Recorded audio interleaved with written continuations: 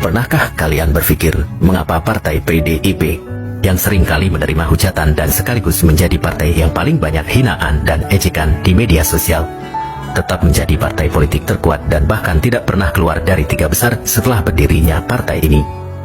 Jawabannya ada dalam ulasan video ini, dan mari kita simak ulasan berikut ini. PDI memiliki perjalanan panjang sejak masa kemerdekaan. Partai Nasional Indonesia atau PNI yang didirikan Soekarno merupakan cikal bakal partai ini.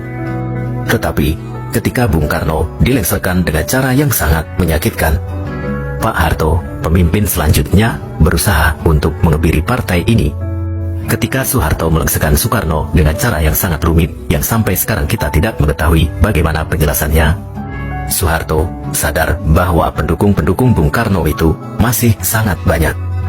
Dan itu bisa saja mengancam kekuasaannya, serta bisa mengancam stabilitas negara.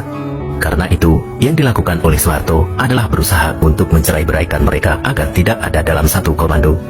Kemudian membuat mereka miskin dan membuat mereka bodoh. Mereka difitnah, dituduh, dan dianggap bergabung dengan PKI dan sebagainya, termasuk anak-anak Bung Karno.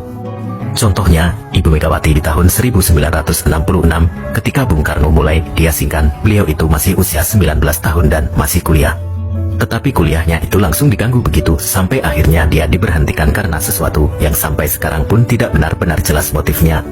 Ketika Ibu Megawati juga berusaha untuk masuk lagi ke Universitas Indonesia, ia juga tidak bertahan lama, entah bagaimana ceritanya. Itulah yang terjadi kepada pendukung-pendukung Bung Karno yang paling kelihatan. Hal ini sebenarnya tidak sepenuhnya eksklusif diperlakukan terhadap Soekarnois atau keluarga Bung Karno, tetapi pada seluruh elemen-elemen masyarakat yang dianggap menentang pemerintahan Orde Baru.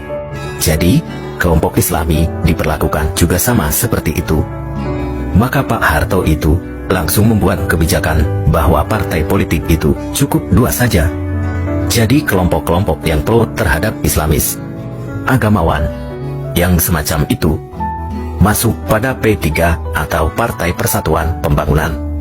Kemudian dipaksa juga memilih asasnya adalah asas Pancasila. Kemudian, kelompok yang satunya lagi sisa-sisa dari kelompok yang Islamis itu.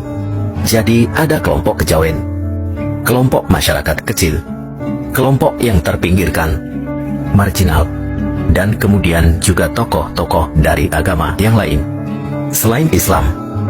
Semuanya dijejalkan pada satu partai yang namanya adalah Partai Demokrasi Indonesia.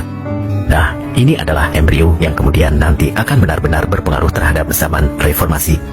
Partai-partai yang cuma 2 itu kemudian harus mengikuti pada satu partai yang benar-benar diakui oleh pemerintah, diakui dalam artian dimanjakan, yang namanya adalah Golkar, di mana Pak Harto memberikan gelar pahlawan nasional kepada Bung Karno, dapat mewakili karisma Bung Karno. Tentu saja, Ibu Megawati pun tersingkirkan. Akhirnya, terjadi 2 kubu PDI yang saling berperang, dan situasinya semakin buruk pada saat itu. Sayangnya, tahun 1997 adalah awal dari akhir pemerintah Orde Baru yang perlahan-lahan runtuh dan melemah. Karena interval antara pemilu tahun 1997 hingga 1999 hanya 2 tahun, masyarakat masih ingat betul bagaimana pemerintah menganiaya Megawati. Ibu Megawati dianggap sebagai sosok yang tersakiti dan mendapatkan simpati serta dianggap sebagai sosok yang inspiratif dan penuh perjuangan. Karena basis pemilihnya konsisten dan memiliki ideologi yang melekat pada dirinya. Setelah jatuhnya Orde Baru, pendukung PDIP tetap setia meskipun sering dihujat oleh oposisi. Hal ini karena PDIP memiliki 2 basis pemilih utama, masyarakat wong cilik dan kalangan abangan, yang merupakan mayoritas di Indonesia. PDIP tetap mendapatkan suara yang signifikan karena mayoritas ini adalah masyarakat yang umumnya tidak terlibat aktif di media sosial dan tidak terpengaruh oleh hujatan terhadap PDI di dunia maya.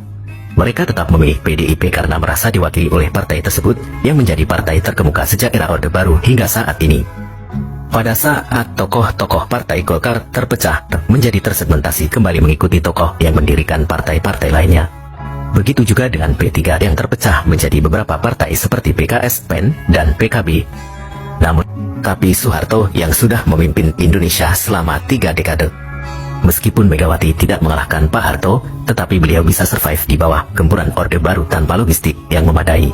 Sekarang, dengan kayanya pengalaman, melimpahnya logistik, dan matangnya mesin perang partai, siapa yang mampu mengalahkan partai tersebut?